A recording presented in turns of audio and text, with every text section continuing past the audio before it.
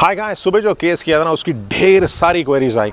अब ये बात ध्यान में रख लो कि अगर एंटीरियर केस आगे के दांतों में इम्प्लांट अगर प्लेस करें ना तो आपको स्किल्ड होना पड़ेगा।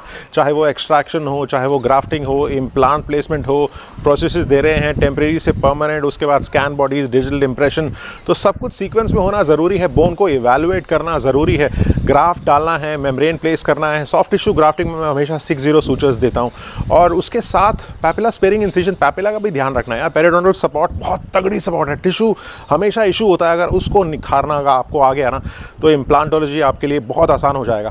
तो किस साइट पे इवैल्यूएट कर रहे हो, केस सिलेक्शन कैसा है, CBCT evaluation post implant placement बहुत ज़रूरी है। आपके इम्प्लांट का रिपोर्ट कार्ड है। मेरे हर केस में मैं पोस्ट ऑप सीबीसीटी इवैल्यूएशन ज़रूर कराता हूँ। अपने केस का एक्सेशन कि क्या मैंने वो केस हटके किया और उसका सक्सेशन कैसा है, लॉन्ग टर्म फॉलोअप और मेंटेनेंस। तो मैंने बोला है ना, स्टेबिलिटी, बोन ग्राफ्टिंग हर केस में आप इमीडिएट नहीं कर सकते हो। वेट फॉर द बोन, अगर बोन कम है तो उसके बाद 6 से 8 महीने बोन बनने दो यार। पेशेंट को चाहिए implants for life time, life long smiles with implants. So go steady, slow और बोन को पहचानना सीखो, सबसे बड़ी बात है। और and last but not the least, tissue को पहचानना सीखो। पेरिडोनटल सपोर्ट बहुत ज़रूरी है। Thanks a lot.